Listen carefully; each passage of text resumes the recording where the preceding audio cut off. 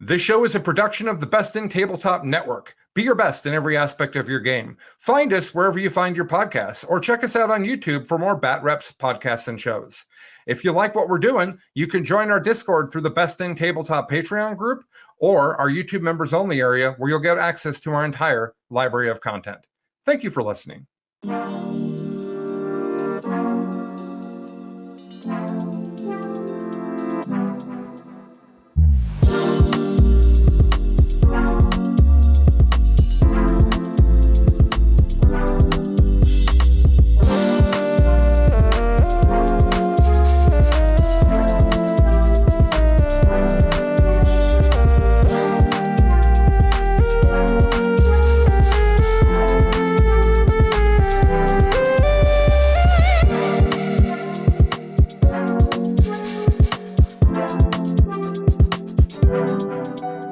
Welcome to Best in Faction, the next generation.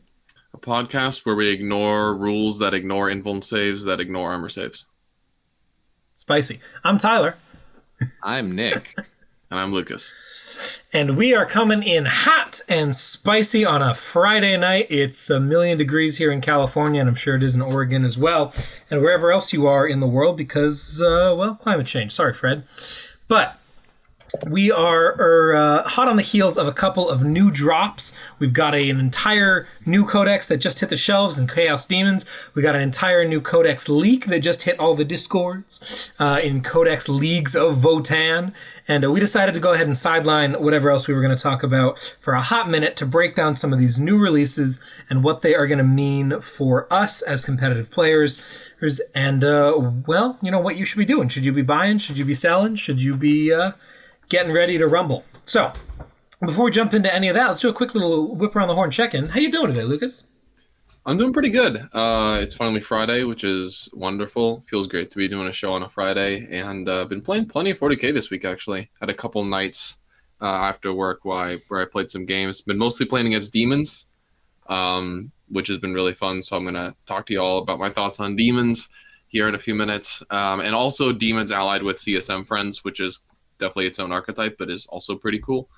So yeah, had a ton of fun, played a ton of 40k this week, and I'm doing pretty well. And got a long 3-day weekend coming up with plenty of 40k in it, so feeling pretty good. How about you, Nick? How are you doing in 40k land lately? Oh, dude, I am so happy. I was getting, honestly, and we were talking about this today, like, jokes aside, we could talk about this a little bit. Necrons, I'm really glad they're good. I'm really glad that I won my first tournament with them. That felt like very, poetic. It's kind of gotten to the point, at least in like practice games and casual games, we played through so many matchups that it's like we kind of know the outcome of what's going to happen here. And it's really not that fun for you guys because it's like, cool, unless I kill you in 2 turns, we might as well call this game. And so I've kind of, there's like some tinkering you can do with it. But again, with the Necron list, you can kind of just put whatever you want on the table as long as you have the king, and you'll probably figure out a way to win. So this Votann book dropping, I have been excited about them, seeing all like the models kind of coming out. I've been like, ooh, I hope that they're fun to play, and being able to look through not just like 1 or 2 rules, but the entire codex has been so exciting. So, we've already played I've already played 2 games with them, and I'm excited to just keep tinkering with them, which is, it's fun to have that. So yeah, feeling great. This has probably been 40k's first new army since like GSC sort of kind of became a big rule set? Yeah, we got Sisters came out in 8th. Chaos Knights. But Sisters weren't a new army. Oh yeah, Chaos Knights were actually new. Chaos Knights is definitely newer. Chaos Knights is the newest faction before this. Yeah. But then Sisters got their big revamp. But like they were in the game kind of. But then the 7th edition armies were GSC, AdMech, and Custodes. Yep. Death Guard were 8th edition. Oh sure, yeah. Death Guard and T-Sons getting split off. I think T-Sons were. Oh yeah, no, you're right. Yeah, T-Sons were a book. T-Sons were a book back in the day. I think I don't know about that actually. Either way, it's the first new codex in quite a while. And it's so new is the thing, right? Like Sisters, like Imperial stuff, GSC stuff, like it was all adjacent to stuff. This is totally new territory, brand new faction, no allies, everything from the ground up, new lore, new models. Like, this is definitely the biggest shakeup to the faction layout of the game in recent history. Yep. But we'll talk about that more. Tyler, how are you doing? I know you got some exciting things going on. Oh man, I am doing great. I am moving. I am driving from San Francisco to Portland tomorrow. Very excited about that. I have a lot of packing left to do after this recording, so we'll see if I actually end up making it without a nap. I currently I spent most of today doing the hard stuff, which is deciding what Warhammer models to bring. Tough. Because I'm headed off to grad school. I've got plenty of space at my parents' house where I can leave some stuff for the time being, and I'll get more stuff up later, but only so much stuff fits in my car. So like my bed right now is just all models. Yep. I got my friends over here on the shelf. They're unfortunately not coming with me in the first trip. Sorry to the barbed hero duel lovers of the world, but that ship has sailed. It was great while it lasted, though. Yeah, so. Mike Brandt, if you're listening, please make the Hero Duel OP in the balance status slate.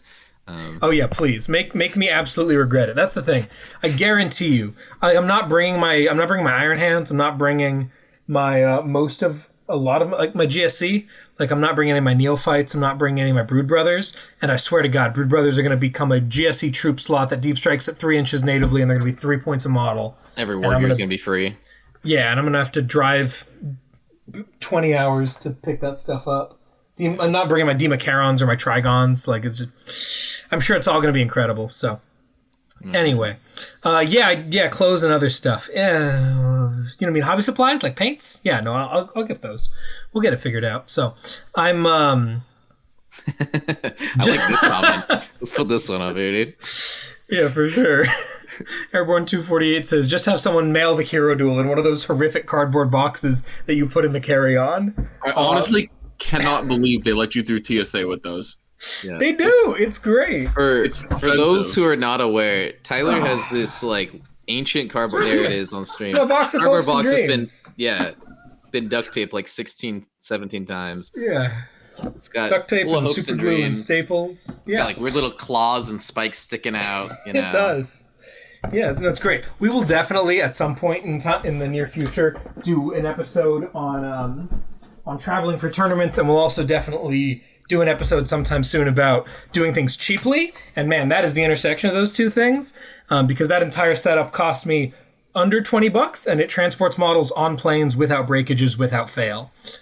So it's great. It does take an hour and a half to clean up your army, though. But Lucas can tell you that is a problem not with the system. That is a problem with me. That's true. I have a lot of different storage systems, and none of them defeat my ability to procrastinate packing my stuff up. So, whatever the case, we'll figure out the model transport situation. I'm doing great. I have not played a bunch of 40K this past week. I was up at the lake with my family, and then I was helping my girlfriend move into her school in SoCal.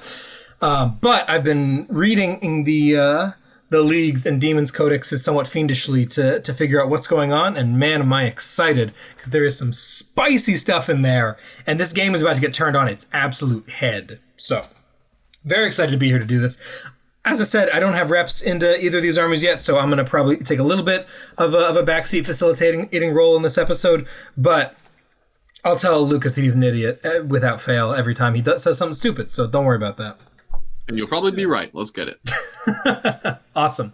So let's jump right on in then to our first main order of business tonight, which is Codex Chaos Daemons. So if you want to see the whole book, it's out there. If you want to hear people read every page to you, it's out there. If you want to hear the top level competitive reviews of how to play demons, that's cool. That's not what this is, right? We are not here. If you are an aspiring demons player and you came here hoping to learn how to play that army, check out the Art of War. Is it Art of War or Art of War Down Under? What was that Tanner did? Was on. That's on Art of War. Yeah, check out the main Art of War podcast with our buddy Tanner Herbert and Nick Nanavati. They go through all that stuff much better than we can. We're not Chaos players. But if you're more worried about how this is going to affect the meta and what you might need to be preparing for, then you came to the right place. You might want to stick around. Top level guys, what do we think of the Daemons Codex? Where is it ranking power-wise? What are the core mechanics that we're worried about? What are the big headline takeaways when it comes to Chaos Demons? I think Demons definitely slots in as... I don't know. I certainly don't have enough information, and people don't have enough consensus to call it like a staple aggressive army. But if it's going to be a powerful force in the meta, it's going to be because it's a powerful, aggressive, like pressure type army.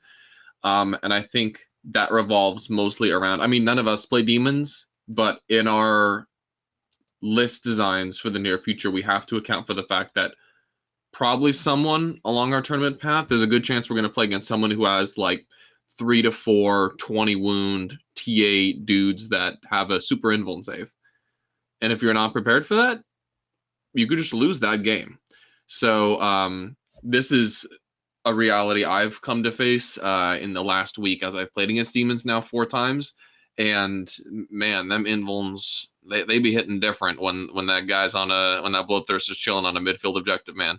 So like, yeah, data sheets to pay attention to if you're designing your list against Demons. Things to pay attention to are Bloodthirsters. Morbius.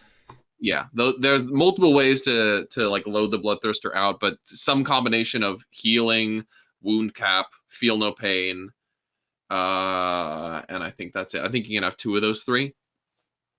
Oh, and +1 damage. So usually the loadout is you'd have 2 Thirsters, and each one gets 2 of those abilities. And it's just a matter of how you want to mix and match those. Not super important. And then a lot of lists have Be'lakor. The big thing about Be'lakor is you have to pay attention to the way he brings models in from Deep Strike, and you have to have a plan for dealing with that. Because Be'lakor's a Warp Locus. Demons of any god can come in within 6 inches of him at the end of the movement phase. And Be'lakor is really tough. He's T7, -1 to hit, wound, no rerolls, -1 damage from range.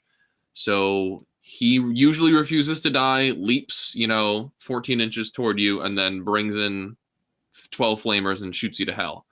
So those are kind of like 2 big centerpiece models that I think most folks should be prepared to face if they think Demons are going to be a thing in their meta, is Be'lakor and Bloodthirsters. Could you break down that Warp Locus rule, exactly how that works? Because that is, I've seen a lot of people who are a little confused about what we mean by that.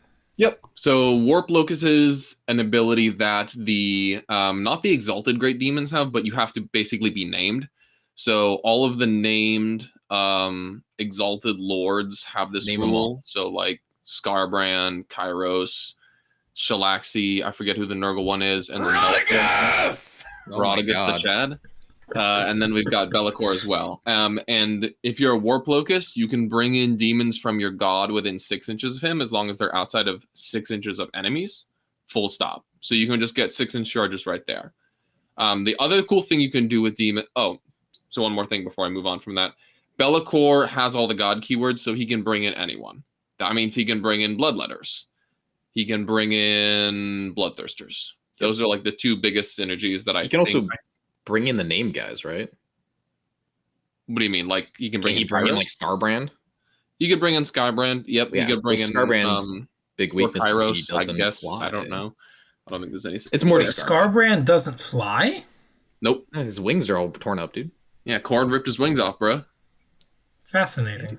Lore mechanic, dude. Come on. That's honestly, that's awesome. Like, that's very cool, and I think that's also very like a nice balancing factor for what he is on the tabletop, because he is something. Well, he's slower because he doesn't have fly, right? Yeah, he moves 8 and doesn't have fly. So if you want to bring Skarbrand, I think the natural pairing is Be'lakor, because you can give him a realistic charge, and even if he fails that charge, at least he's upfield. If he's moving around 8 every turn and getting move blocked and stuff, it's not super great. Weird question. The Warp Locust, does it have like a timing? Like, does it say at the start of the end of the movement or something weird like that? Or I'm not sure about the nuances. Do you have to have a mono detachment to get it, or no? No. Could you like Warp Locust and Skarbrand and then Warp Locust send guys off of Skarbrand? But you can't bring in a Warp Locust and then another one on top of that one. Okay, you can't do anything like that? So I don't think you can bring in a warp locus. I was just realizing this. I'm like, this is all the same time. This is all end of movement phase. What I think you can do, and this is at least what Tanner did. So I'm like 99% sure it works. Is use a Tzeentch stratagem to teleport Be'lakor. Yep. For 2 CP, and then use him as a warp locus to bring in a Bloodthirster. So you can have Be'lakor in a back corner, teleport him forward, get a 6-inch charge with your Bloodthirster, and then you're good to go. And so there's a ton of ways of getting reliable deep striking. The other way, even if you don't have Be'lakor, is to use demonic incursion, however they come in via deep strike. 2 ways you can come in via demonic incursion. It's either outside of 3 in your own DZ, the demon player's DZ, or outside of the enemy's leadership characteristic in the midfield. So for most units, that means you're usually at a 9 or an 8 or a 7. And then because demons have a couple ways to debuff leadership, you can get that more reliable as well. So there's a lot of cool deep strike shenanigans you need to be prepared for when you go up against demons, because they will drop hordes of, not hordes, but like chunks of bloodletters and damage dealing units right in your face. And they'll also drop big nasty characters that are hard to kill in your face. Oh, the other important thing about Be'lakor, at least is what I know you played, but the warp tables, like their monofaction bonus, like you need a detachment of the god characteristic to get like the god's warp storm table. And since Be'lakor is in a supreme command detachment with all 4 of the god keywords, he gives you all the tables. Yep. Very strong. He needs to be in a supreme command for detachment for that, is my understanding. Yeah. The other way you get that is by having a detachment from that god. So if you have a Khorne patrol, you unlock all the Khorne warp storm stuff. The warp storm's pretty cool. All the demon players are up in arms because it's an unreliable mechanic, but the effects are really strong, so it's fine, and you have abilities to hold them over. So there's plenty of play there. And there's a lot of... I will say, as this is a Chaos release, the last person that you and your local meta should be listening to about what's good or how strong the Chaos Demons book is your friendly neighborhood Demons player. Don't listen to them. They don't know what they're talking about. They're complaining about nonsense. It's a very strong book. It's not a Necron strong book, but they can rumble with anybody. Yeah, they can definitely rumble with anyone. Yeah. Something that I'm sure y'all have picked up on by now. If you are yourself an aspiring Demons player, or you unfortunately have one in your life as a close friend or relative, and that person does not own Be'lakor, buy him yesterday. Right? He is in basically every single list that I have seen that is trying to take itself seriously, and for very good reason. He's wicked good for the points. GW loves a good Supreme Commander, and I mean, he's like one of the best models they've made in God knows how long, so they want to push him. He's awesome. Get yourself a Be'lakor. You need to have him, and if you haven't read his data sheet yet, do that right now. Yeah, you'll enjoy it if you play Chaos reading his data sheet. You can tell people how your dudes come out of Belly's big belly, dude. It's pretty good. Amazing. Yeah. Awesome. So we've got a giant Supreme Commander Demon Prince King dude who's gonna fly around and mess you up, who is impossible to kill, by the way. I don't think we mentioned that. He is -1 to hit, he is -1 to wound, he is -1 damage. Against shooting. Okay, yeah, the damage is against shooting, and no rerolls to hit. Yeah. You can still roll to wound. Yep. He's what, 4-up at all times? 4-up? Mm-hmm. Yeah. He's a 4-up demon, so unignorable, invuln at all times. He's 20 wounds, he's toughness 8. And he's coming right down your throat. So we got to deal with that. Now? He's T7. Oh, he's still T7. Okay, my apologies. So we got him. We got the Bloodthirster, possibly 2 of them running at you screaming. But what is the rest of this army? There's 2 other units I think that really need mentioning when it comes to demons. Maybe 3. What are the other big hits for this codex? I think it's kind of contingent on what kind of detachments you're taking. I see a lot of like Khorne patrols, just because getting Bloodthirsters in means you need to have some kind of troops in there, which usually amounts to a patrol, just because demon troops are expensive. And you bring Bloodletters, which are not bad. They're definitely not going to win any beauty contests in terms of like defense, especially via like getting punched in melee by like shitty unit just kills a ton of demonettes, or sorry, bloodletters in melee. But yeah, they hit really hard. They can come in off warp locuses. So if you have Scarbrand / Be'lakor, they can come in via them and get super nice charges. They're damage 2 in melee. They stick around. They're obsec. Definitely say Bloodletters are up there. That would probably be my next unit. And then also probably like some kind of Tzeentch caster. Obviously, Tzeentch powers are pretty good for dealing a ton of mortal wounds. I'm getting the eye blink from Tyler, which means I'm probably thinking about or not remembering something very obvious. But Tzeentch caster would probably be my next one. Just number of mortal wounds, resilience, ability to get psychic secondaries, that kind of thing. And Flamers is the last one, where they are. I don't actually know how fast Flamers are because usually they're deep. They're movement 12. Okay, so they're hella. What? Yep. Okay, so they're do they fly? I believe so. Okay, so yeah. So this is a unit that shoots like at least strength 5, -2, and I think there's there's not a strat to get to -3. There's it's a unit that auto hits you 1,000,000 times at like strength 6 -2 1 damage, and kills anything that's not like immune to that, which is anything that's like a 2-up armor of contempt. You basically need. Yeah, they're 12-inch move, 12-inch range, and they're assault flamers, of course, so they go an extra d6. They are d6 plus 3 shots at strength user, which is base 5, AP 2, 1 damage. Their defense is very solid because they're Tzeentch.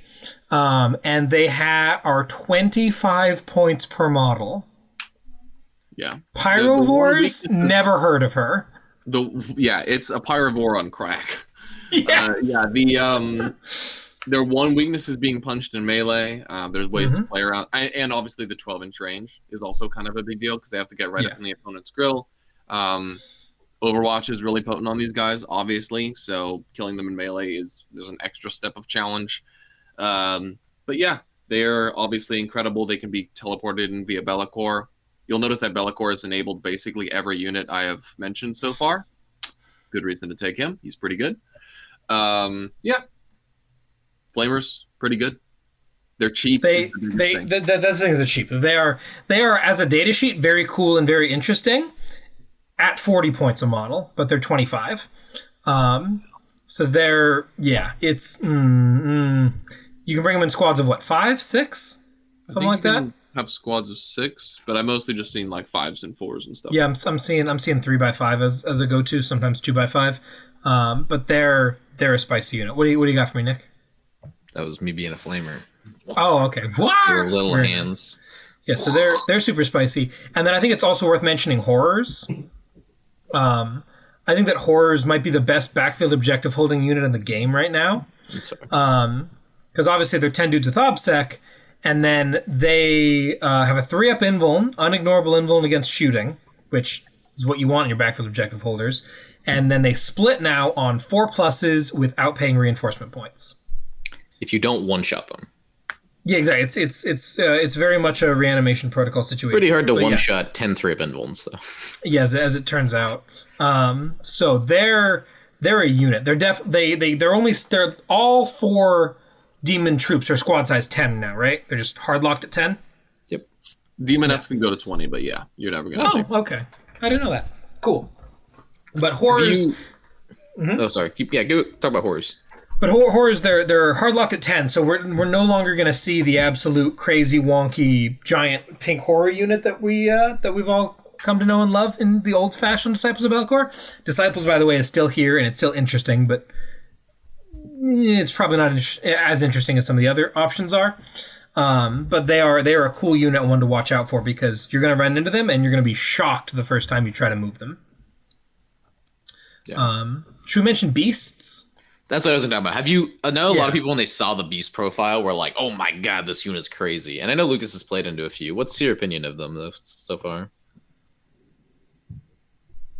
You're muted.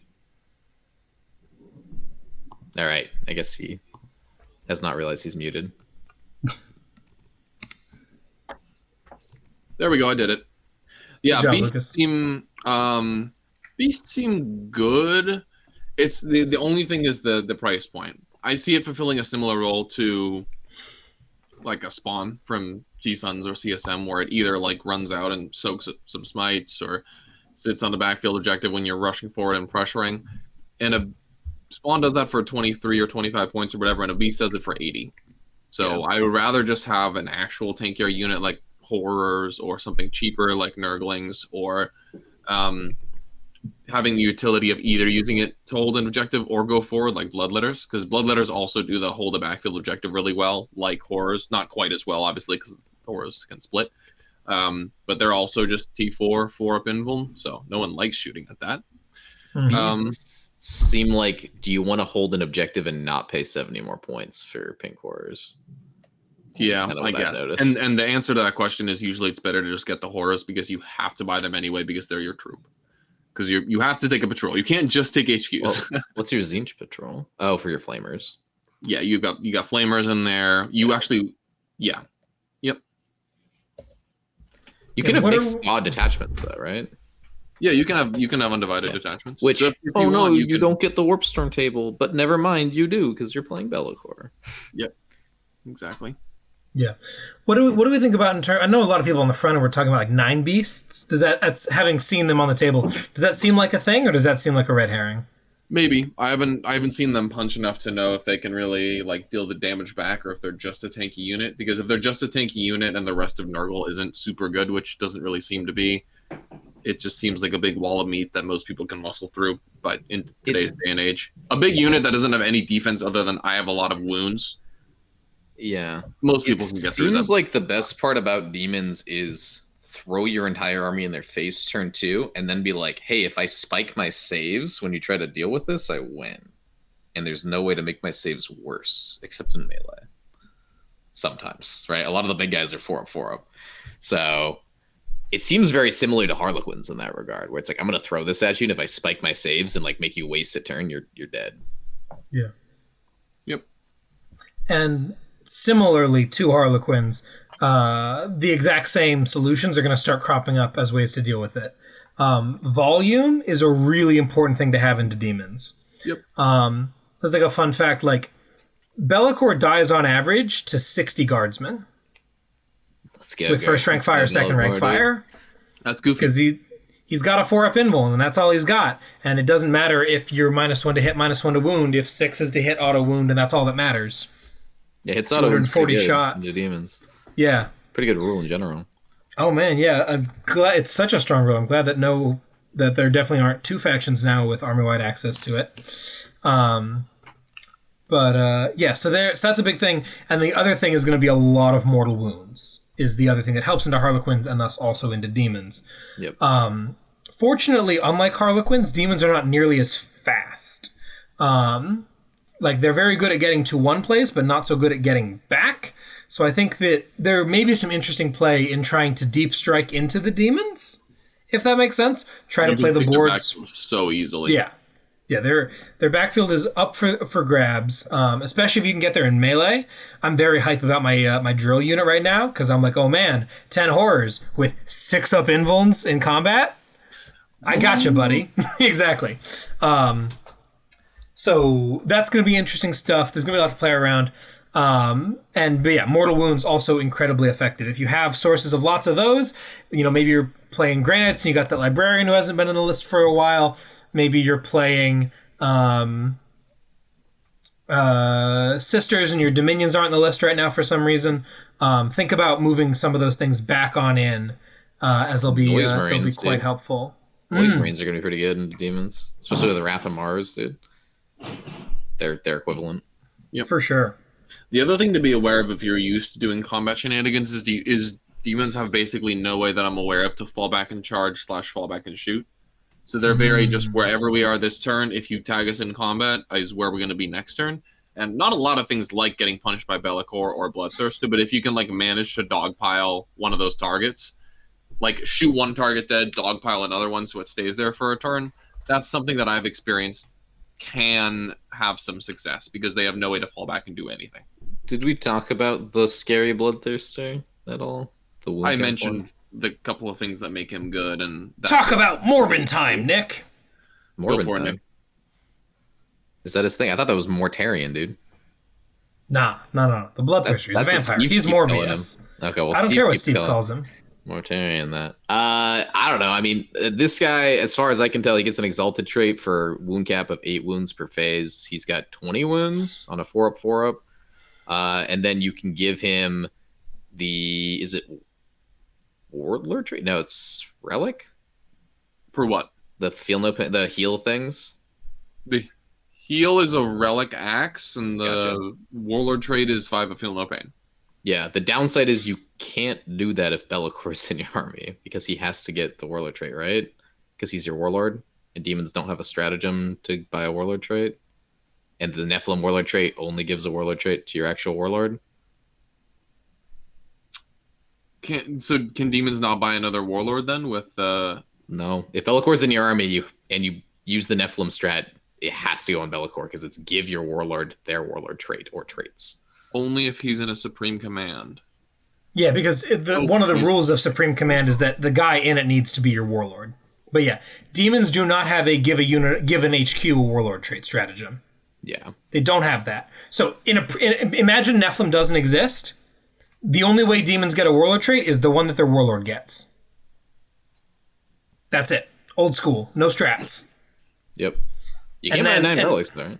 Something like that. Okay. Something like that. But then, yeah. That's definitely been played incorrectly against me a few times then. But oh well. Yeah. It's because the whole thing It's of a like weird the change. Nephilim. Yeah, thing, it is very weird. I think a how lot of warlord people traits assume the work now. Nephilim thing is just buy a warlord trait, but it's give your warlord their warlord trait or traits.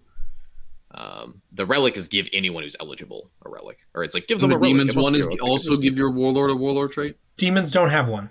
They don't have a strat in their book to give an extra warlord trait. Oh, so the Yeah. only way they can is via Nephilim. Yeah. Yes. Or if you're playing like Crusade you're or playing- Match Play yeah. with your buddy, you just give your warlord a warlord trait for free. Okay, weird. Yeah. But that's one reason to maybe not play Be'lakor or play Be'lakor in a not Supreme Command is now you can actually buy a warlord trait for a Bloodthirster or something. Interesting. But the relic axe that you were talking about, yeah, this axe lets it every time the Bloodthirster fights at the end of the phase, you roll a d6 for each model killed by it, and on a 5-up you heal to a cap of 6 healed. So you can like wade into like, you know, that squad of what Lucas was saying, dude's trying to pile you down and go like, "Wah," heal back up your, wound cap. It's pretty cool. Yep. The healing, anytime you can heal when you have a wound cap, extra stonks, right? Like that's part of the reason Votann are so good is because they dodge it. They're not actually, you don't kill them in 3 brackets. You kill them in 4 or 5 in the vast majority of cases, and that's why they're such a headache to deal with. Yeah. Same thing with the healing thirster. Yep. And healing Gaz back in the day, same idea. It was great. Yeah. Oh, and again, that's another reason why RIP. being able to do mortals in phases besides shooting and melee are going to be really good in the demons because every list I've seen has this wound cap thirster. Because why would you not? If you Yep. could take a punchy knight that can fly and give it a wound cap, wouldn't you? Just be prepared for them if you play against demons, and be prepared for them to take the entire table if they go first. So half the time they're going to start 6 inches off your deployment zone is the way it's come to be in the games I've played so far. Yeah. I'm kind of glad they're back in. Like something that I really like is that for the past few months, everyone's been like, oh my God, armor of contempt. Like we got to have AP 3 and 4 everywhere in our army. And now all of a sudden we have this army that's like, yeah, we're immune to AP, which Harlequins are kind of that thing, but Harlequins are like, while they're doing well, they're not being played that much. So it's just kind of been like, yeah, I guess we'll worry about them when we worry about them. Even when Harlequins were good, people weren't teching for them, which was so weird. But now we have like 2 good armies in the game where AP doesn't matter. So that's kind of cool that you might have to start thinking about that in list building. I enjoy that. Definitely true. Definitely. Something we haven't talked about yet is that one of the things that makes demons especially special is that they are the most soupable faction ever. Yep. You want to walk us Section through the where we specifics? Get out our calculators. Yeah. Do you know all the fine print, Nick? I'm not super. I'll let familiar. you. I just talked about the Bloodthirst. You talk about this, dude. Okay, I'm not incredibly. If you familiar, don't, I can talk about it. But I think the way it works is like a quarter of your power level can be demons if you are chaos, 25%, and it yeah. counts as an agent of chaos if you do it that way.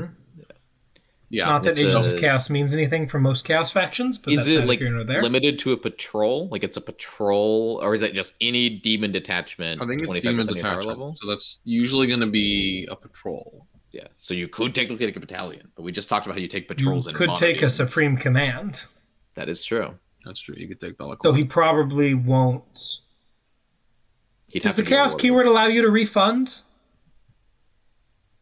I have no idea. I don't know, dude. I just played. I know you can take Abaddon in addition to like Emperor's Children. The CSM keyword allows the refund, but I don't remember if well, how does that work with like dogs? Oh, because they don't have a battalion. They get refund from the auxiliary support. How does that work with? Is dogs and Abaddon paying 2 CP to get Abaddon then? I don't know. How does it work? No, with they. I thought they paid like a full like 6 CP to take Abaddon because they have to buy their. No, they pay 3 because they have to buy their super heavy detachment. Yeah. Well, no, it's 6 CP for theirs, but you get 3 back or something. No. It's only 6 if it includes a Titanic model. Oh, I don't know. Or maybe you get. Why does Death Guard with Abaddon not pay 3 for the battalion? Because a Supreme Command gives you CP back if you have a battalion, patrol, or brigade that has a keyword in common. In that case, the Heretic Astartes keyword. I'm not 100% sure if the Chaos keyword is enough to do that, though. The big 4 might be exempt for that reason. Not that there are any Tyrannid Supreme Commanders. Oh, we got an interesting comment here I think you should pull up here. Oh. From Orcspit. Yeah, Bellicor cannot actually be utilized in any of the allies, so this is a moot point. Don't worry about it then. But there is a lot of stuff that definitely can be seen in allies. The Flamers can be in allies. The Bloodthirster can be in allies.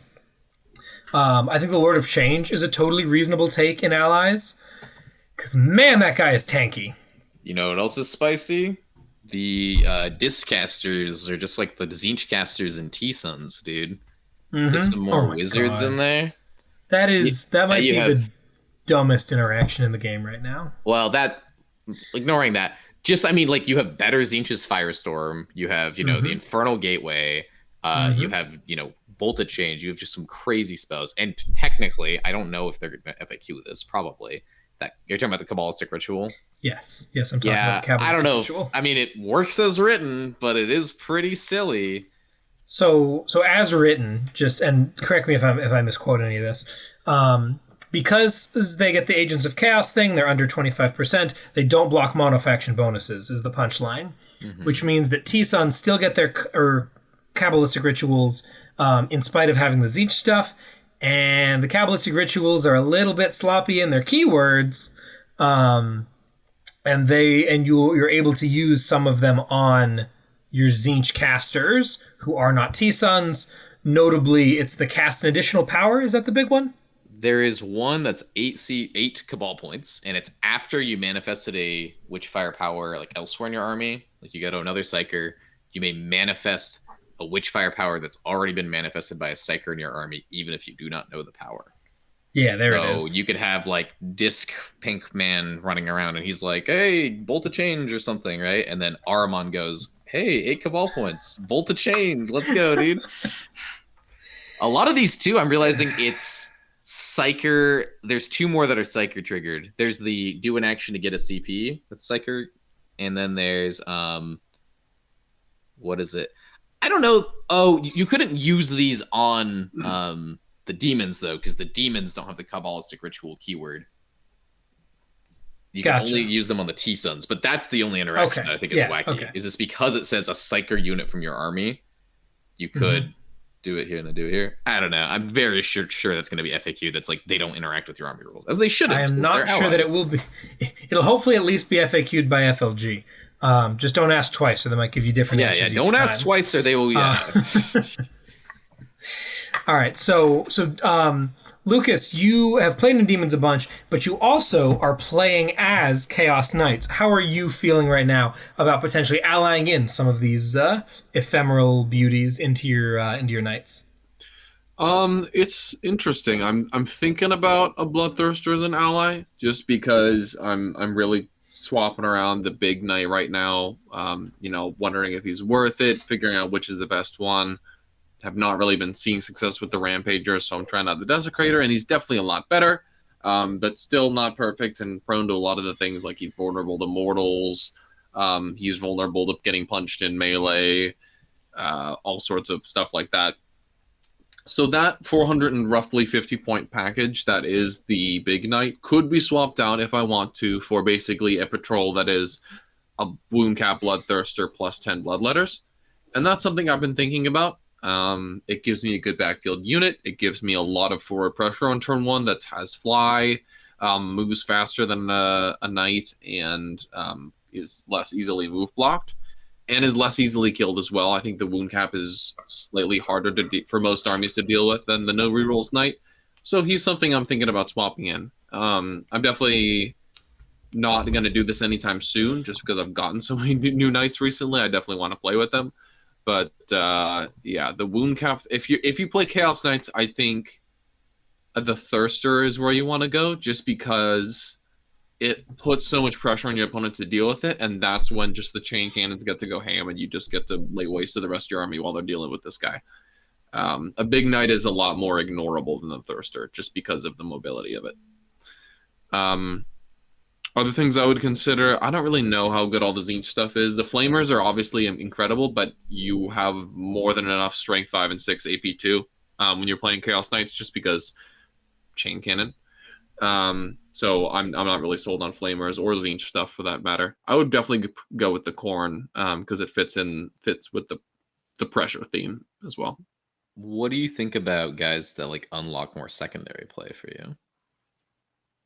You mean demons? Yeah, like you can take infantry to do actions. I don't think it's worth it to put points in for it, but it's just like some ideas I was thinking of just now. Like you could theoretically bring like 2 squads of horrors to do banners and stuff, but like I don't think it's that good.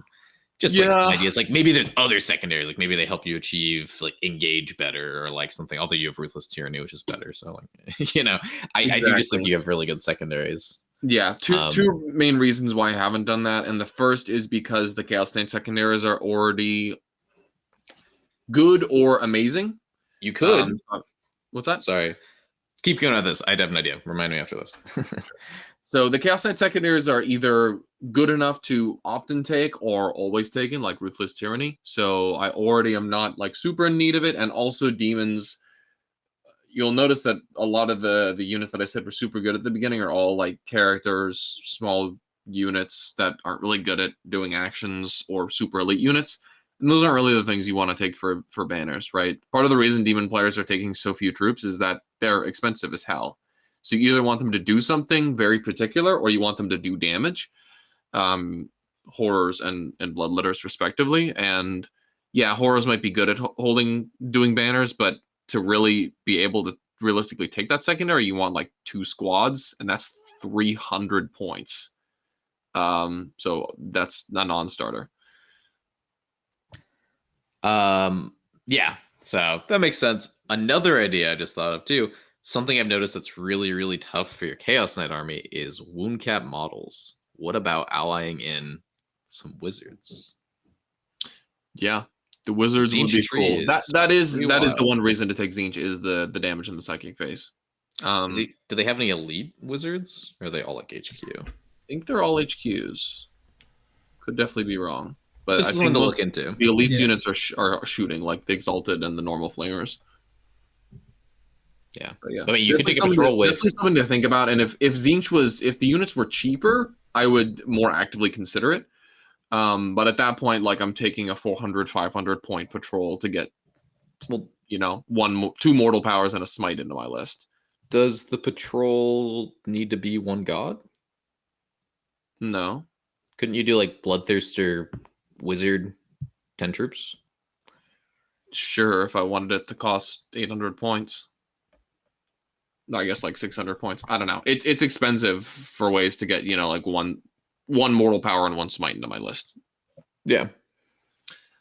Well, wound caps are a problem, and I'm not exactly sure what to do about them. I don't know if taking an expensive patrol just to get in a few smites is worthwhile. What's the Bloodthirster's thing to ignore the wound caps? Is that a warlord trait? That is his axe? I don't know. You take that axe. Is that a relic axe? I don't know. That might be even better. Just take the wound cap guy that counters wound caps. That would be pretty sick. There you go. Yeah. Yeah, and if his goal is to go on big one-way trips after, going kind of crazy, not giving up the healing in exchange for that seems totally worth it to me for your particular list. Yep. If that's the decision you have to make. So that's cool. Okay. Cool. So At the end of the day, Demons, scary army. Probably not going to end up being tournament oppressive. We could eat our words on that. But scary army does some scary things, but they're a little one-dimensional. They're going to push the gas harder than you've ever had the gas pushed on you before. They're going to be all up in your grill. Be ready for that. Be ready for that with volume. Be ready for that with mortals. Be ready for that with potentially blobby units who can tag and slow them down a little bit. That's sort of the Demons vibe we're getting right now. We'll obviously be bringing you more Demons-related stuff in the future as they shake out. We know there's a couple Demon players going to the RTT we're going to on Sunday. Any other thoughts you guys have on Demons before we move on to what I think Nick probably considers the main attraction of the night? Yeah, I'm all good on Demons. They seem fun. They're a high-pressure army, and you definitely have to be ready for them with a couple different strategies. Yeah, they definitely shake up the meta. Something that I really enjoyed, at least like when we first got really into the game, kind of like near the tail end of 8th edition, right before Marines came out, it kind of felt like there were a ton of different meta armies. Like, oh, I need these things to deal with this army, these things to deal with this army, like these things to deal with this army. And it was really cool because you've often found yourself like not having enough points to deal with every army. And you just kind of had to be like, okay, like here's my plans with these. And that felt super fun. And I think we're like almost at that point again. Obviously, there's some outliers on things that are a little too oppressive, like secondary disparity is the biggest one, I'd say. But I think power level-wise, most of the codexes are very close to each other. That said, we're about to get a new release that's going to shake things up even more. All right, so it's time to talk about some short boys. These are the leagues of Votann, not Voltan. Don't listen to what everyone else is saying on the network. There's no L in there. Leagues of Votann are the squats, they're the space dwarves, and they are coming at you with their beards. Kings. Absolutely, the short kings. This codex is not out yet, to be clear. This is much like our Tyranids episode, where the codex is leaked. It is not legal. Any practice games you're getting are strictly between friends. Do not try to take them to a tournament. You don't own the models yet, so why would you do that anyway? Let's start there. Let's start on a happy note. What do you guys think about all these new models that they're getting? They got a whole range coming out. We just got to see a bunch of it for the first time at Nova. What do you guys think about some of the new stuff? Who's going first? Lucas is going first. All right, Lucas. All right. Yeah, I mean, for the most part, I like the models, which is probably a resounding endorsement by my standards. But yeah, I think the Berserker guys look sick. All those two-handed axes, they're just mega buff. I love them. The transports, honestly, I kind of like them. I think they're cool. Not a super big fan of the infantry, but some of the characters look cool, like the guy who's charging forward with the hammer looks sick. Just a lot of very like aggressive forward-moving poses, which is always the kind of stuff that I like. Yeah, I'm a big fan of the models. What about you, Nick?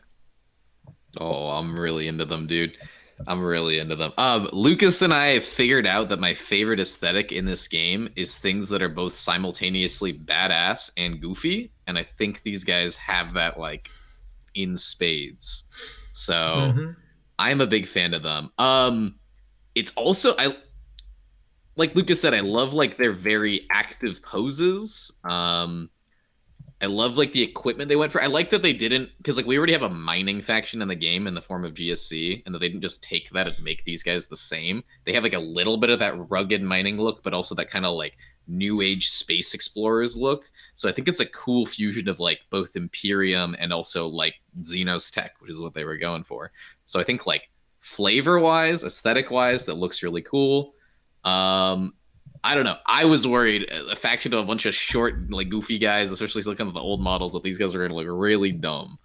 And I think that while the aesthetic's not for everyone, I think it does a good job of looking unique while also looking somewhat familiar. From what little I understand about the squats historically, I feel like they definitely did the old models justice. And again, this is my own like totally non-expert opinion, having not really seen those models ever in person. I think they did a good job like honoring what those models used to look like while also making something new, cool, and like really unique. So I'm a fan of them. Yeah. What about you, Tyler? Do you have any thoughts on them? I think this is the most resounding success for GW models wise for like a big project in a hot minute. I think these guys are cool as hell.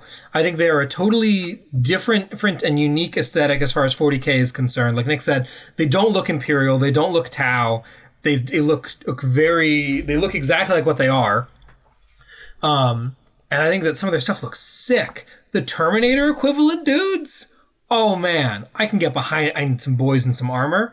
And then having a very significant differentiation between the Terminator dudes and the exosuit dudes. Those exosuits look sick. It is a bummer that I think they're probably the weakest unit in the book, but that's neither here nor there. The bikes are cool. I love the vehicles. I think they work phenomenally well. It's a transport that actually looks like it fits 12 dudes inside of it for once. Love that. And love that it actually looks like it's not made for Earth gravity, right? Like, it looks a little wonky because these guys aren't from places that have gravity like what we're used to around here, which I love. Man, and it really looks like a thing that could be a fortress on wheels. It's going to go around and do its thing, and it happens to have a bunch of guns, but like that's not its main purpose. So I am in love. We're talking about characters. The wizard dude? Yeah, the Grimnir. Oh man! If you've seen me talk about models in the past, you know I love me a good wizard, and that is a good wizard. I am probably going to pick up that guy to put on my pile of other things that I said I would pick up as hobby projects and never ended up actually building or painting. He's really cool. I became very intimately familiar with that pile of boxes while packing today. It's grown quite large. But I'm a huge fan. I think their stuff, I think they knocked it out of the park. I think they look super cool. Very excited to see them on the table. Yeah. I think it's really cool because like we were talking about, this is like the most new release since 7th edition. Like I think the last like big new release in this scale was like AdMech. I get GSC as well. But like you said, those things kind of already exist in the game. Necrons. Yeah, the Necron model really is pretty big. That's true. Yeah. But I guess like I feel like we've been looking on it like Sigmar enviously for some time because like when Sigmar came out, they just kept pumping out like random new factions that were like, here's like 20 new kits, here's like 12 new kits, and it's like all of them have very unique aesthetics. And we definitely have one here now. So, but I guess we got the Necron range refresh was really cool, that sort of thing. Yeah. So. Sweet. Okay, so we're all in agreement here. The models are dope. Looking forward to seeing what all you incredible painters do with them. If you want to share some of your leagues of Votann and paint jobs and get a bunch of praise from them, come on, join us in the Patreon-only Discord. Join the Hobby Time chat and show off your cool stuff. I want to see it. But let's move on from the happy fun time part of the episode where we talk about how cool it's going to be to see these models on the table and start talking about the fear they are going to inspire in the hearts of their opponents when they are set up on the table against you in a tournament setting. Where do we want to get started? I mean, how about we start with the rules from the top down? What are the army-wide special rules that you're going to need to know about? Because there's a couple of them that are a real big deal. Lucas, you want to tell us about Judgment? Yeah, so Judgment is the mechanic that like does the most damage to you that the Votann have. You get judgment tokens on your units playing against the Votann when you do a couple things. Either you stand on objectives at the end of your turn. Here, the Votann player can put one judgment token on your guys. You kill enemy units, that earns you a judgment token, and you be in line of sight in the command phase of their captain, the guy called the call. And also successfully complete an action gives you a judgment token. And successfully complete options. So there's those 4 ways, and for the honor of having a judgment token, what you get is 6s to hit auto wound you for the entire Votann army, and if you have 2, then it becomes 5s, and if you have 3, then it becomes 4s. And is there any way to get rid of these? Nope, no way to get rid of them. They aren't consumed when another unit shoots at you. They don't go away at the end of the phase or the turn or the anything. Army-wide, rest of the game. Yeah, 4's auto wound, brother. Let's not be making us angry. We remember, dude. We got grudges. You best not be taking a unit that's more expensive than 100 points, brother. God damn, these guys trade up if you send your stuff into them first. Good lord. Mm-hmm. So yeah, there's judgment. That's judgment tokens. Basically, don't piss the Votann off, or they're going to kill you in a big hurry. Yeah, another thing is don't play big centerpiece models or big bricks of guys reliable to buffs, aka good things to play. Yeah, Death Star units that tend to kill enemy units are going to get killed really fast in return, and that's just like a whole wacky More puzzle to solve. like MSU trading armies aren't going to feel the wrath of this as much because they're going to like be like, yeah, that unit's dead anyways. But things like Leviathan warriors that have 27 warriors walking around are very quickly going to get 3 judgment tokens and then get ripped to shreds. And that are also relying on manipulating the wound roll as their core defensive mechanic, and you just bypass it half the time. Yep. We were just talking about how much of an absolute menace Be'lakor is running around. Be'lakor gets 3 judgment tokens on him, and Be'lakor goes away. Yep. Bye-bye. Well, and like a big thing with the call to play around him is he has to be able to see you in his command phase to give you judgment tokens, which is great. You can like hide from him. But if you're a big model that's not obscurable, he just goes, Lamau, Be'lakor on the other side of the board in the corner. Get this judgment. Yeah. You might be able to true line of sight it, but you have to true line of sight it. Yeah. And we'll see what the lists end up looking like, but you could certainly have 2 or even 3 call in your list if you really wanted it. So we'll see how that shakes out. Nick, you want to tell us a little bit about Void Armor? Yeah, Void Armor is another army-wide rule. Well, it's a keyword rule, which everything in the book has, so it's an army-wide rule. It gives you Armor of Contempt, which we all know and love, which is reduced incoming AP by 1. In addition, you may not reroll wounds or damage against a Votann model. Pretty good. So they're all salamanders with no reroll damage in addition. Yeah. Just for showing up. The reroll wounds is pretty big. Yeah, the reroll damage, I don't think anything like innately rerolls damage, but it is pretty big when you get your D3 plus 3 cannon through and roll a 4, and you're like, ooh, I really needed to roll a 5 up. And the Votann player goes, you can't, buddy. I'm thinking all the D6 damage weapons that are out there, man. If you're if you're CP rolling that, I'd rather let you do that. It's a trap, dude. You're rolling a 1 to a 1 every time. Roll the 1. Bummer! Can't reroll that. Yeah. Or like Locust Heavies. Like that's the 3D3. You roll a 3 and you're like, oh man, that's real bad. Sucks to suck, brother. Nah, I don't spend CP on that anymore, dude. We're fucking scraping by with our 2 a turn. But yes, anyway. it is a bummer. It'll come up. It will come up in an opportune moment where your opponent tries to kill your land train, and then they can't because they don't get to reroll. As Nick stated, this applies to literally every data sheet in the book, including the half-naked Berserker guys, and we'll talk about data sheets later. That little piece they got, that COD piece is their Void Armor. Yeah. Right, yeah. That'll make those guys just a little bit extra resilient, and as we'll talk about in a few minutes here, that data sheet is pretty cracked. Yeah. And it definitely also applies on the other extreme to their. Often people will be calling it the land train. They mean the land fortress. Their giant tank, T8, 2-up save, 18 wounds, armor of 16 contempt. 16 wounds, brother. 16 this wounds. Thing can hide. Oh god, 16 wounds, 2-up save, no reroll to wound, no rerolling damage. Like it's. Yeah, that thing's tanky. Yeah, a tanky tank. All right, so those are the big rules to know about. There's one more that's actually huge. Steady advance. You know this one? Yeah, sure. Do you want to talk about it, or do you want me to? Do you know it? So this is the when your dudes on foot advance, they cannot go further than 8 inches. So it's whenever your guys with advance, they auto advance 3, unless they have the accelerated keyword, and then they auto advance 6. Accelerated are the bikes. All of the vehicles, so the land train auto advances 6, so it just goes 16 inches. It can't shoot anything. Yeah, it's accelerated, dude. It's got the moon wheels. I don't know. I thought it was base move 12. Is it base move 10? Oh, maybe it's base move 12. Sorry, I guess it goes 18.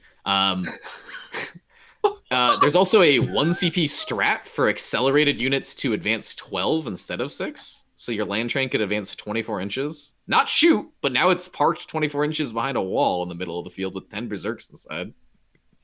You know what else is funny? The charging character that Lucas loves has the accelerated keyword for some reason. Dude's got the Nikes on. Dude just goes whap 17 inches for a CP. Can't charge, but he can just sit behind a wall like glaring at you. So that's steady advance. It's also you may ignore any modifiers to your advance, move, and charge rolls. Sorry, charge rolls and advance rolls and move characteristic. So dread table? Ooh, sorry, you don't spook me because I'm low gravity. I just fucking run through. Run through it. Yep, another army that ignores dread, boys. I was wrong on this, by the way. You are correct. It is only movement 10 on the train. Yeah. So, 22! No! Another big thing, too. What's something you really like with NIDS? I'll take the adaptation to ignore that, move and charge mod and just park in a forest.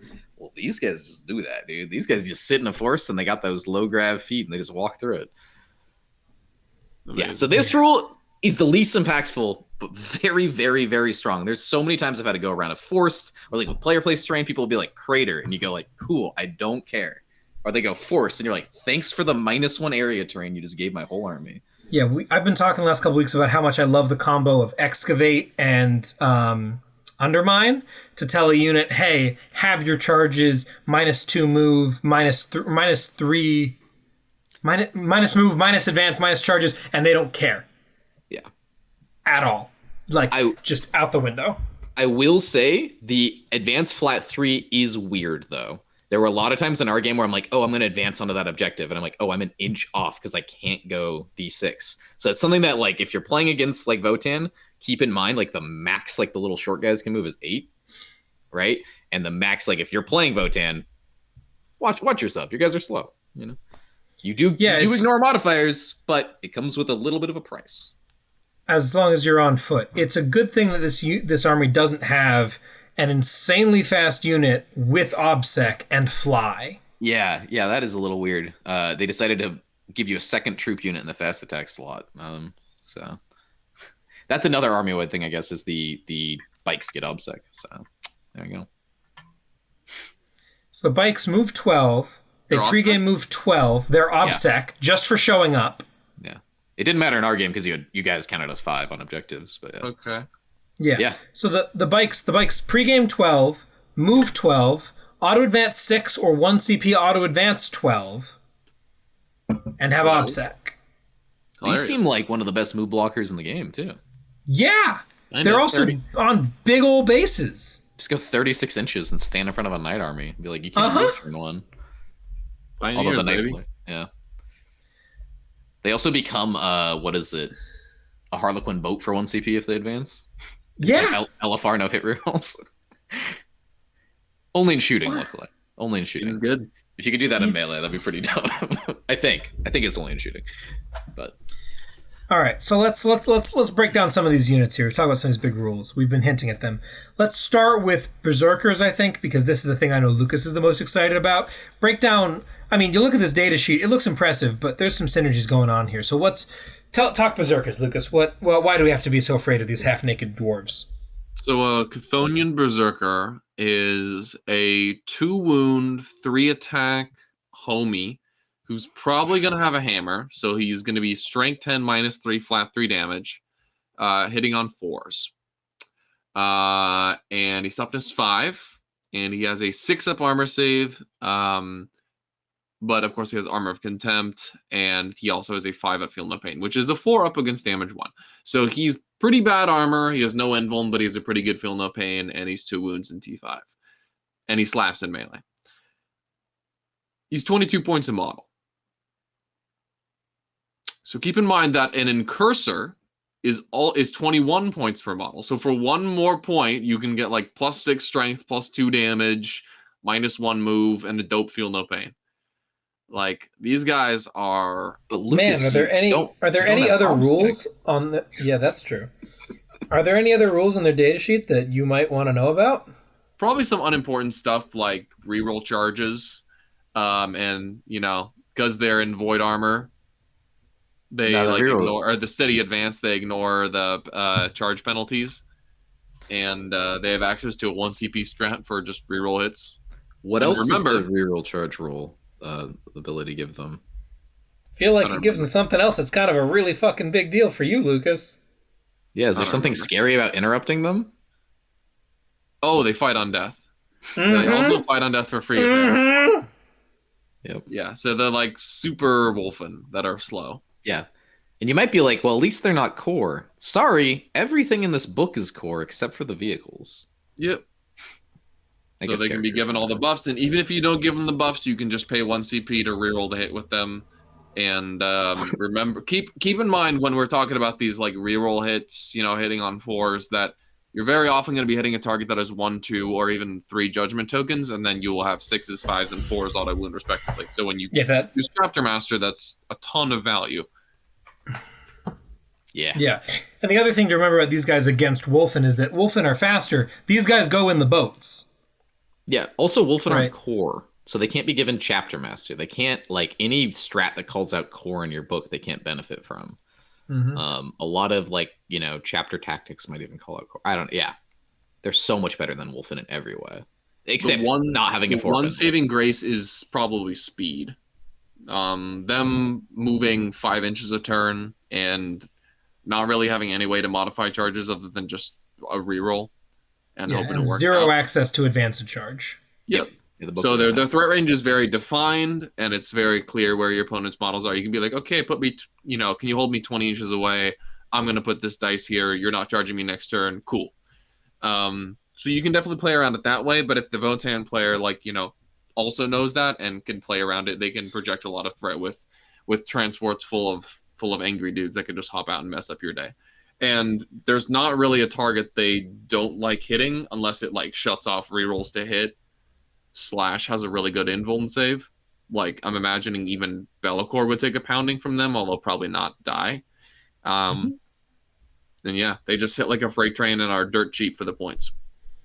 Yeah, and you might think, well, charging 2 of them a turn is a problem, right? Because only 1 can reroll the hit. Well, I was looking through the strats yesterday. They have a 1 CP strat just for themselves to reroll hits in melee. There's also a 1 CP strat where any Votann unit, it might be core locked, I've never used it on the vehicles, as long as there's 1 judgment token on the enemy unit, you can spend a CP for Chapter Master and shooting or melee. And they're also core, so you just slap Chapter Master on them. But because the weakness usually of things in transports, right, is if it's in a transport, it doesn't get Chapter Master or other buffs in the command phase. These guys just spend a CP and go, I don't care. Yeah, so very dumb. Very strong. I mean, I'm happy. I've had 15 Wolfen sitting on my shelf forever after they got mega nerfed going into 9th. So I'm glad that there's another Wolfen equivalent. But yeah, they're definitely pretty pushed.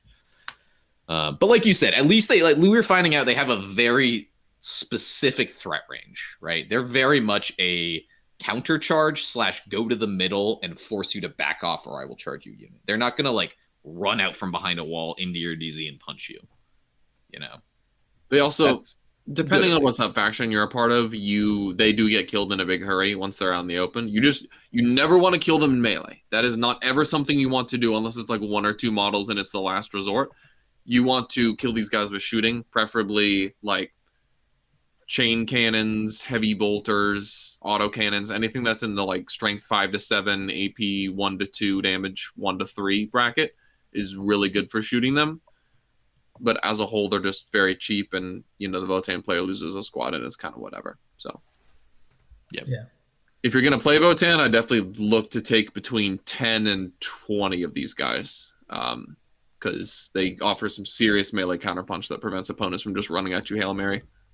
Yeah, it's the only melee counterpunch in the book, so I feel 15 is mandatory. Yep.